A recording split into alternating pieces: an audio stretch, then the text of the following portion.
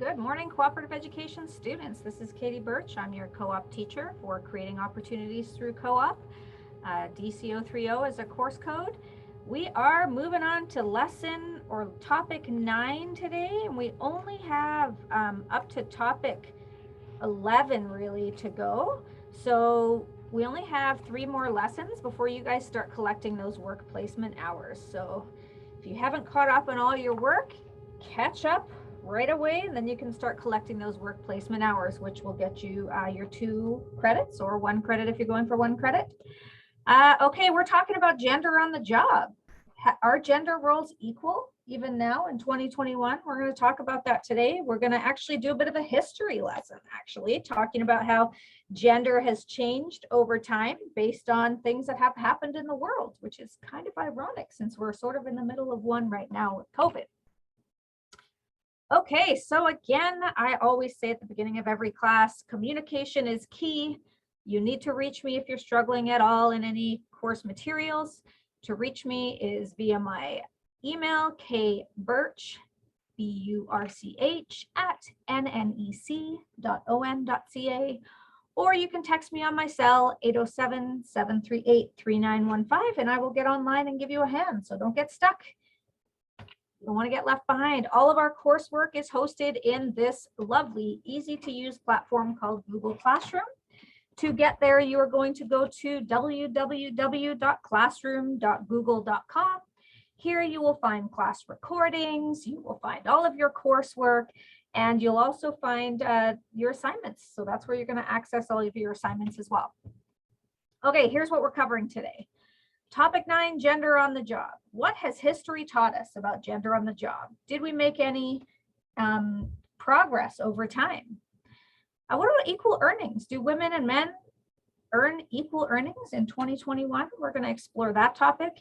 And what can we do as workers or citizens of Canada to make a difference with gender and equal opportunities for all people, regardless of their race, gender, identity, things like that. Okay, I'm showing you a picture here. The year was 1951. The Second World War had been over for 6 years. Women had successfully served in most industries while men fought in the war. So very often women were the machinists because men who normally held those jobs before the war left for war. So somebody needed to do them. So now women who held these jobs during the war wanted to know why the men and the well-paying jobs disappeared when employers suddenly were reluctant to hire women at all. So women were hired all through the Second World War, but once men came back from war, women stopped getting hired. And then issues raised such as pay equity. This woman in the picture that you see, her name is Rosie the Riveter, and she had the Bren Gun Girl. She was Veronica Foster. She was an employee at the plant where Bren light machine guns were made for the Second World War. So during wartime, Canadian women worked in jobs like logging, aerospace engineering, shipbuilding, ammunitions, and manufacturing. But once the Second World War was over and men came back to work, those jobs disappeared for women. And women wondered why. So today we're going to look over a timeline. It's going to be a little bit of me talking today, and then there's going to be some assignments. Before we get started, though, a strategy that I use as a student, before I start doing the learning in a class, I like to take a look at what assignments I'm going to need to do after getting all of this information. So I'm going to teach you a skill here. I'm going to get you to go over to Google Classroom and take a look at what your assignments are today before we start learning this history that we're going to talk about, historical work of women across across the 1800s to 1900s in Canada. So I'm going to go to today's work, which is topic 9. And I see that my first assignment is the best of times, the worst of times. So what you're going to do for this assignment is you're going to say, okay, what was happening that was great and what changed? What was not great for women? Positive and negative events of what happened across time in Canada with women in the workplace. So this kind of assignment is something you might want to have open while I go through and we talk about the timeline of women's accomplishments in Canada and generally in the workplace. So that's a good one to have open. The other assignment that you're going to need to do today is employment by gender. And I see you need to use this website, so that's probably not one that you need to worry about at the moment. And the third one is woman at work interview. So you're going to interview someone at work, a woman that's been working for a while, and you're going to interview them and see what their experience has been in the workplace over time. Choose somebody that has been working a while, not somebody who's been in the workforce for only a couple of years. So having this open, or just thinking that, okay, I need to interview someone, let's think of some good questions to ask them. But the one that you should have open during this timeline that we're talking about is the best of times, the worst of times. If you can print it out or get a piece of paper, take notes, it's a super good idea. All right, so let's dive into some history.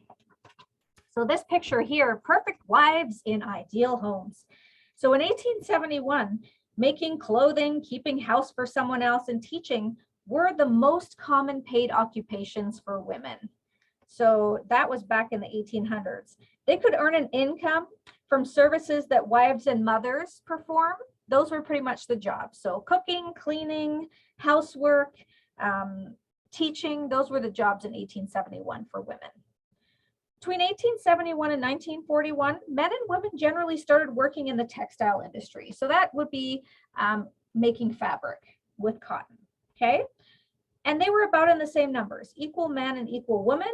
In other industries, female workers were being replaced by male workers. So in making fabric and textiles, women and men, their roles were pretty equal. That doesn't mean their pay was equal, but their roles were equal until, in any other industry, mostly men were being replaced. Okay, 1871, 1881, there was a census, and that's just a big survey across the population for these years.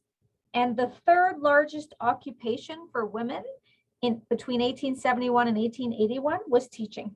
So most women were either teachers, very similar to back in 1871. They were wives, they were teachers, they were cleaners, they were cooks. That's about it. But then in 1875, a woman named Grace Annie Lockhart became the first Canadian woman to be awarded a university degree at Mount Allison University. That's pretty crazy to think about. One woman going to university getting a degree in 1875. So it was a long time before education was valued for women in Canada even. Then in like 8 years later, 1883, this lovely lady here, her name is Dr. Augusta Stowe-Gullin. She was the first woman to graduate from a Canadian medical school. Pretty crazy, eh? So she was the first woman doctor in Canada, Dr. Augusta Stowe-Gullin. That was from Canadian medical school. It's possible that there were Canadian women that went to school elsewhere, but mostly Dr. Augusta Stowe-Gullin was the first woman doctor in Canada. Okay, so that was 18 to 1883. So we're still in the 19th century. We moved ahead. So in 1888, in Nova Scotia, at a textile mill, and we did say that women and men were equal in numbers at a textile mill, but you can see from the information here, men earned a whole $7.50 a week. Women earned $3.90 a week. And yep, children at that time, 10 years old or older, were going to work for $1.25 a week. Wow, that's pretty crazy thinking about those numbers. I wonder how, if we looked at inflation, what that number would actually be nowadays. So in 1890, a small group of nurses, so very often women were volunteers in hospitals in the 1800s, and then they eventually got titles of nurses. And in 1890s, they were fighting for professional status. So they weren't considered a profession at all in the 1890s. They were just a job. It was like doing things like cooking, cleaning, caring for patients, doing motherly things, but they weren't recognized as professionals in the 1890s. So a group of women fought to have similar status of doctors as a profession. All right, let's take a look at 1891. Oops, I don't know why I have an N there. Okay, so here are the men. They don't look like men to me too much. So you'll see that men 10 years and older made up 76% of the workforce. So that's about 3/4 of the workforce. People working, getting paid to work were men. And they considered back then a 10-year-old to be a man. for any of those parents out there, I can't even imagine my 10-year-old being considered a man, let alone going to work for 40 hours, maybe more a week. And generally women were housekeepers and servants. About 11% of the population, women were housekeepers and servants in 1891. Crazy. 1901, this is about when my grandfather was born. 86% of women were still not working outside of the home. Their role was to be mothers, housekeepers, all those good things, even though back in World War I and after, during wars, women were doing male jobs in the textile industry. But in 1901, 86% of women were still not working outside of the home. But 1801, I meant 1901. 1906, this woman is amazing. Her name is Harriet Brooks. And she was a nuclear, she was a nuclear physicist. That's why she's got all these cool rays coming out of her brain. I wonder how the nuclear was affecting her back then. I'm sure the precautions and safety equipment we talked about earlier were not there. So this lovely lady was a nuclear physicist, and she decided, ooh, I want to get married. So she was forced to choose in 1906 whether she got married or she resigned her position at the Barnard College. And she actually left her job as a nuclear physicist when she got married, because back in 1906, women were not allowed to be married and work at the same time. Crazy. Okay. These young women, very likely unmarried, because they wouldn't be working if they were married.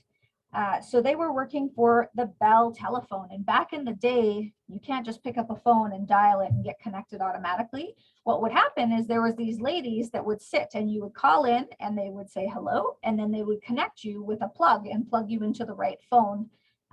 They were telephone operators. It was a manual job. So female telephone operators went on strike because the phone company, the Bell Telephone Company, same company that we have now in Canada, they demanded that in a week, these women worked 5 to 8 hours longer. But because they were women, no, they don't get more paid. They just want them to work longer hours. And note that these women were all unmarried. Married women still in 1907 were not allowed to work. All right, let's take a look at 1912. So that's 5 years later. This was a pretty good part of Canadian history. A lady named Carrie Derrick, she became a full-time professor at McGill University, and she's the first woman to achieve status in Canada. But I would say that Carrie Derrick, if I was going to make a prediction, I highly doubt Carrie Derrick became married. She wouldn't have held that position back then. But do your research, see if I'm right or wrong. All right, First World War in 1914.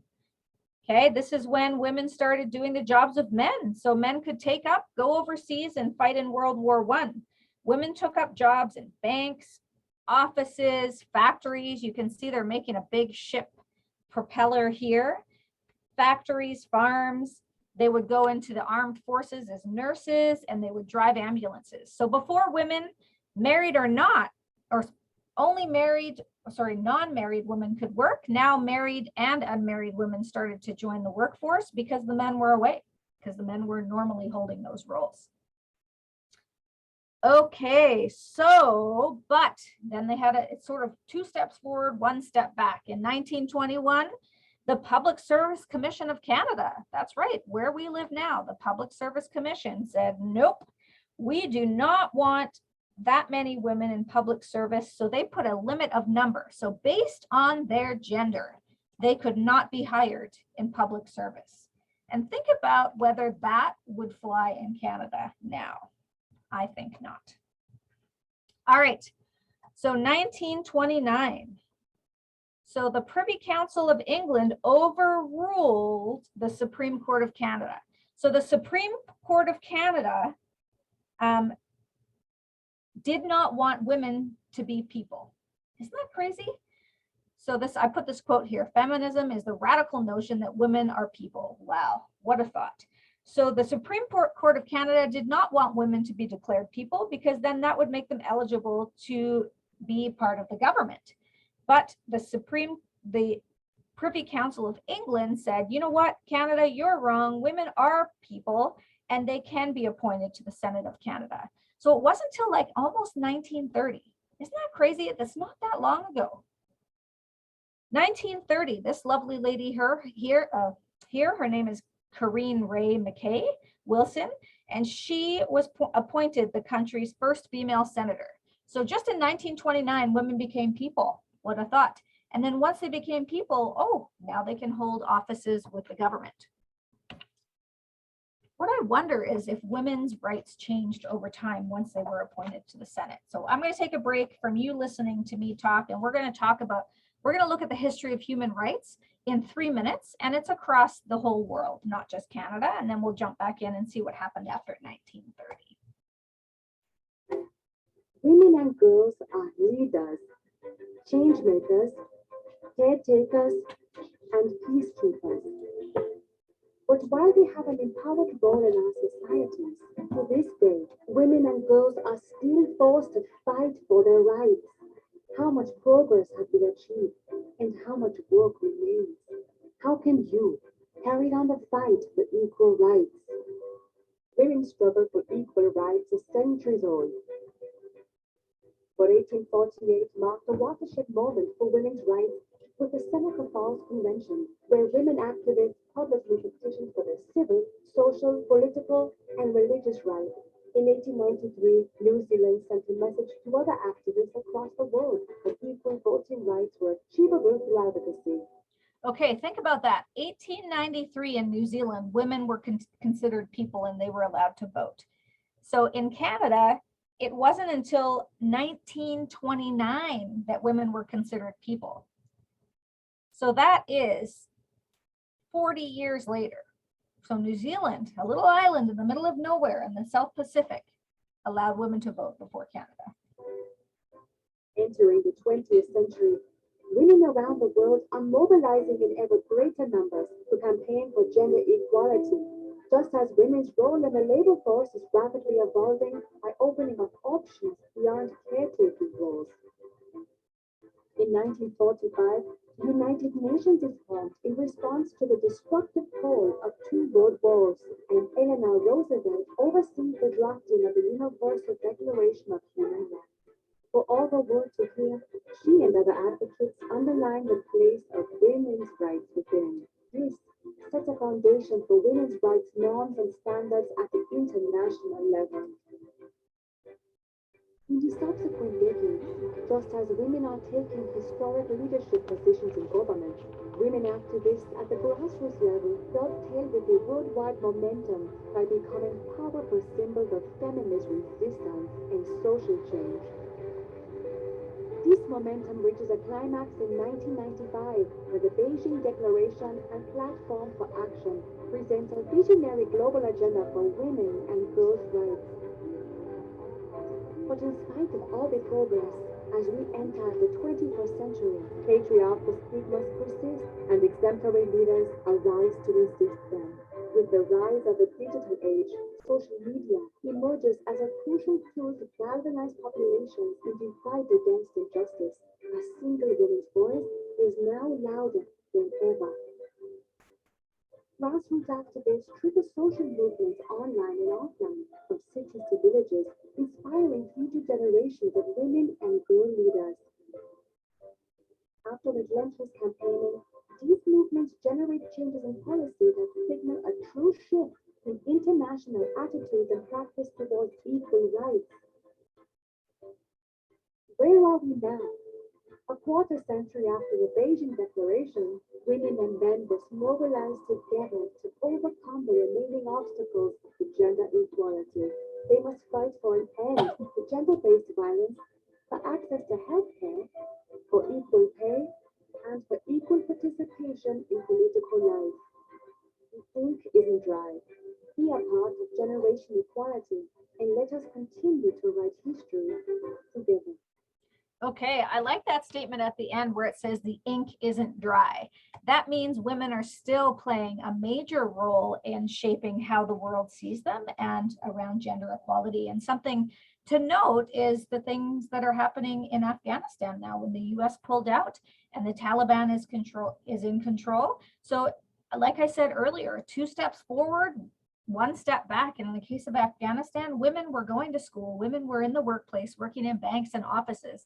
And now we are in 2021 and women are segregated in universities now in Afghanistan. Women are no longer allowed to hold those jobs that they held for the past how many years, 20, 30 years that the US had some stake, and the Canadians in Afghanistan. So it's not just things change and then they change forever. Things change and then they go back 2 steps and then they go forward maybe 3 steps, back 1 more step. It's not a smooth transition at all. So in 1931, 65% of women worked in the clothing industry. Okay, so that's pretty good. 65% of women. It's getting better. But they still maintained positions that were more female oriented, or at least stereotypically female oriented. There was a woman named Martha Louise Black, and she became the 2nd woman to be ever elected to Canadian Parliament. So if we go back, we'll see in 1929, Canadians were declared equal. And from 1929 to 1935, okay, so that's a fair amount of years, there were only 2 women elected to Parliament. All right, now we go 2 steps forward. World War I, World War II happened. Women were doing a lot more in the workplace.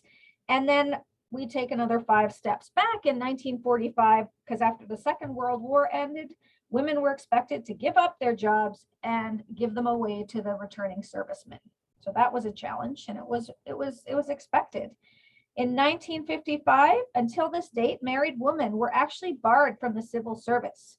So even Martha Black and this other lady here, Corrine Ray McKay Wilson, both of those ladies were unmarried. You could not be married and work in government. Crazy. Men could, just not women. And, you know, they're just like we have lots of issues around opinions around the COVID vaccine. Everybody has an opinion. Plenty of women agreed that married women should be fired, that servicemen should be hired in their place.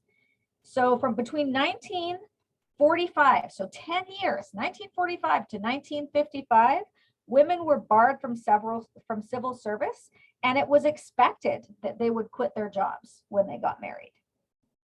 1961, 71% of women are not part of the paid labor force. So if we go back here where we said, where was it? 1901, 86% of women were not working. And then we go back to our next one where it says 71%. So it only went up 14% between, where is it? Between 1901 and 1961, only 14% more women were in the paid labor force. Isn't that crazy? That's a long time. All right, let's move. We're going to do a big jump, 15 years almost. In 1978, and we've talked about this in our last classes around human rights, the Canadian Human Rights Act ensured that equal pay should be paid for equal work of equal value. I want you to think, okay, 1978, so that's let's say 1980. So we've got, it's been 40 years. Are we there yet? In 2021, do women and men get paid equal for equal work? Think about that. Remember, the Human Rights Act is not law. It's just a statement, just like the Human Rights Code. 1986, Employment Equity Act was proclaimed. So that was 10 years almost after the Human Rights Act ensured equal pay. The Employment Equity Act was proclaimed. This is Canada we're talking about. It requires employers and business governed by the federal government to report what they're doing to make sure they're not discriminating against women, people with disabilities, Aboriginal peoples, and members of visible minorities. So they were expected to report that this equity was supposed to be happening in the workplace. And we're 2021 and we're still not there with our Indigenous workers, with our women, with our people of visible minorities, with people of disabilities. I'm sure we've gotten a very small way, but we are not where we need to be. So we're going to learn a little bit about the equity Diversity and Inclusion Task Force here. I'm just going to make it a little bigger.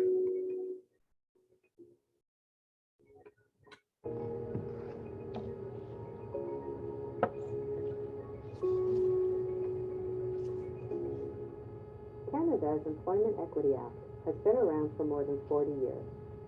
To date, we continue to use the Act in proactive employment practices to increase representation of designated groups in the workforce. The 4 designated groups are women, Indigenous people, racialized people, and people with disabilities. At Humber, we have also expanded the program to include gender and sexual diversity. We believe that equity is a fundamental value and that workplace diversity is essential for the college to effectively meet the needs of our stakeholders.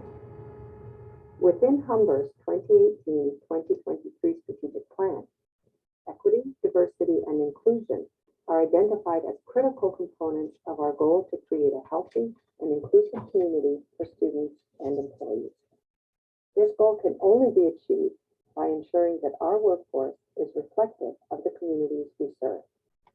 Our academic division is committed to providing a teaching and learning environment that respects and is enriched by our diverse local, national, and international communities.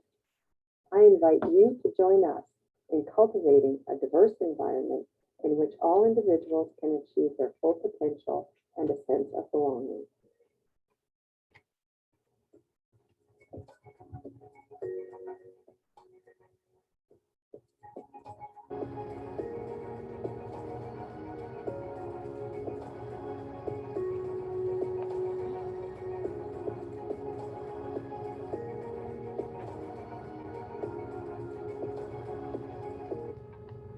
All right, so lots of organizations are moving in the right direction, but we are definitely not where we should be for equity and diversity.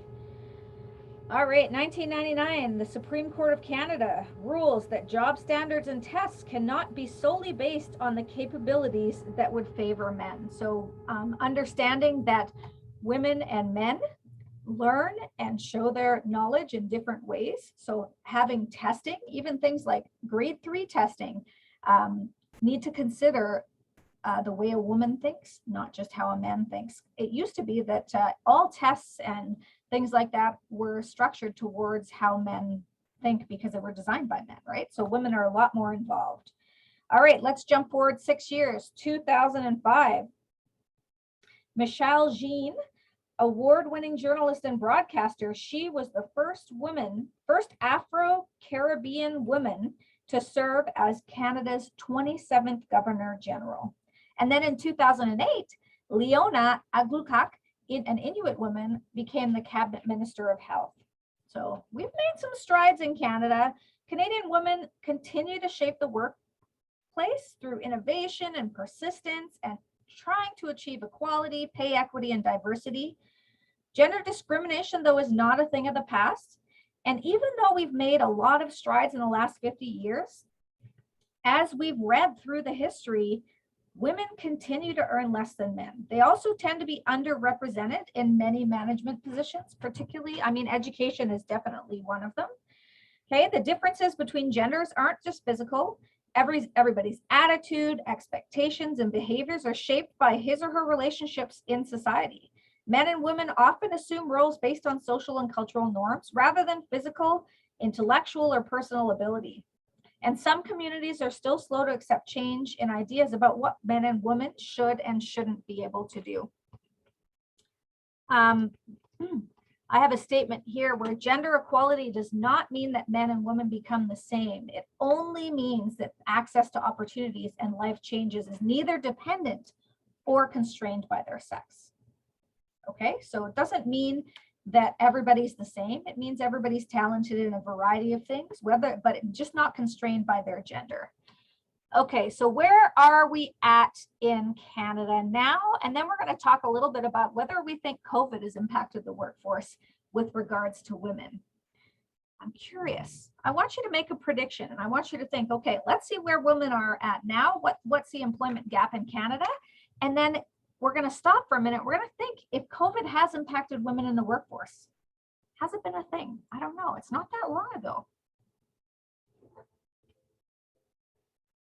Canada's gender employment gap, that's the difference between the employment rate between men and women, is the smallest among G7 countries at 8.9%. The provinces with the highest employment rates also have the largest employment gap. Toronto and Vancouver have some of the largest employment gaps. And while 6.5% Oops, sorry, guys. at 8.9%. The provinces with the highest employment rates also have the largest employment gap.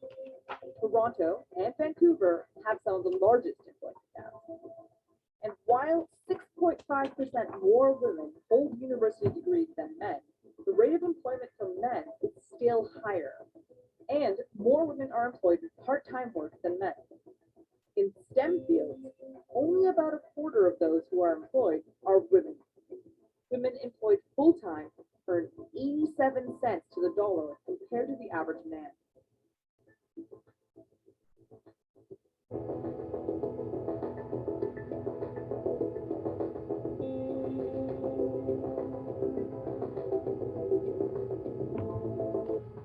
All right, interesting. Now let's take a look at how has COVID impacted women in the workforce. Do you think it has? Do you think think about the types of jobs that shut down during COVID. Are those jobs that women or men held? I want you to think about it. What do you think? Come up with an idea in your head and then we're going to watch a video and see what actually happened here. Emma is a Latina hairdresser. As stay-at-home orders went into effect and large parts of the economy shut down, she is among the tens of millions of workers who have lost their jobs in just a couple of months. A closer look at data show how that economic pain is distributed among Americans. And it turns out that job losses during the pandemic have fallen disproportionately on people like Emma. Here's how gender, occupation, and race data can help us understand record unemployment numbers. It's actually unique to this unemployment crisis that women have been the hardest hit. In previous recessions, women tended to fare better than men. Men held the dominant share of jobs in sectors like manufacturing and construction, which typically bear the brunt of an economic downturn. During the 2009 financial crisis, unemployment among men reached 11.1%, compared to a peak of 9% for women. This period also marked the first time in U.S. history that women outnumbered men in the workforce, since many of them had occupations in sectors that were more resilient during a recession, like education or healthcare. Economists say many married women who hadn't been employed also joined the workforce to replace or supplement their partner's lost income. By 2019, women outnumbered men in the U.S. paid workforce for the second time in history. Growth in service sector professions actually allowed women to overtake men as the dominant share of all non-farm payrolls that occurred, at the end of last year. But the pandemic has now upended that. Women account for about 77% of workers in occupations that require close personal contact and can't easily be done remotely, which is, a lot of those jobs have been hit by the social distancing measures. And so those are jobs in food preparation, healthcare support, and personal service, for instance. The unemployment rates for both Black and Hispanic women were higher than the unemployment rate for white women. If you dive a bit deeper into the data, you see that the service sector jobs that can't be done from home employ more Black and Latinas. For many, working from home is not an option. People are having to make very difficult choices between what's best for their economic well-being and what's best for their health and public safety. Valerie Wilson is an economist and director of the Race and Ethnicity program at the Economic Policy Institute. She stresses that economic insecurity isn't the only hurdle Hispanic and Black women face. Workers of color are in a very difficult predicament based on their position in the labor market and in this economy and society as a whole. Data show that women tend to spend more time than men with household responsibilities and childcare, making job searches much harder. On top of that, most Black and Latinas who work in low-paid jobs are also the sole or primary breadwinners in their households, according to a women's rights group. Wilson and other economists expect the road to recovery to be even steeper for Black women and Latinas. I think getting back to work will be harder for women and women of color in particular, because when we recover, the same jobs that were lost probably will not return as quickly. So that will be one factor in a slower recovery in those communities.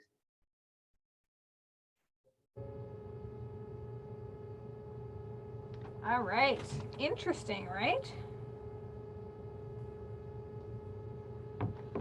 What do you think?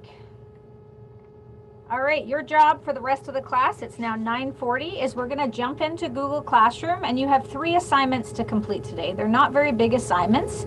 So what you're gonna do is you're gonna come up with at least 3 to 5 points of what was great and what was the date, and then what was not great in history in Canada with regards to women representation in the workforce. And then your next assignment will be to go to Google Classroom, and you're going to open up, whoops, it doesn't like me today. Let's go to Classroom.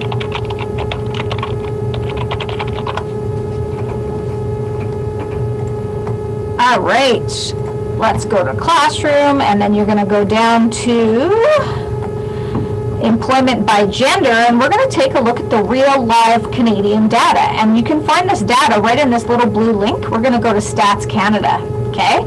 So Canadians are employed in the following occupational. For each category, indicate whether you think more men or more women are employed. When you're done, check your work. So you're going to make predictions. You actually don't have to go to the labor site. I want you to take a guess. What do you think? There's no right or wrong answer. And then I want you just to go check a few. See if you were right or wrong. Okay, that's your assignment. Very simple. You can find the stats here from the Labor Department of Canada, Statistics Canada. And then your third assignment in Google Classroom is to interview a woman. And we talked about this a little bit earlier. You're going to interview a woman that's been working a while. See what their perspective is. See how they found the workplace. So you're going to ask them these questions. What type of work have you performed in your life? What were your dreams out of high school? How have you seen the role of women change in the workplace? And then you're going to do a small reflection. You're going to reflect based on your interview and what you learned about human rights and women in the workplace. What do you conclude about the changing roles of men and women? So that's your work for today. Don't get lost. Try and get it done on time. And then we'll move into topic 10 and topic 11. And then we're going to be going into the workplace. So by the end of this week, you should be ready to start your co-op placement and tracking your hours. Topic 10, we're going to talk about how do you manage difficult situations at work. Topic 12, we're going to fill out your student cooperative education learning plan. I'm going to show you how to fill out your timesheets, and then we're going to jump into the workplace. So, all right, I think we're done for today. Have an amazing afternoon, and let me know if you need help with your assignments. I think it was an interesting history class today. I didn't even know I was a history teacher. All right, have a good day.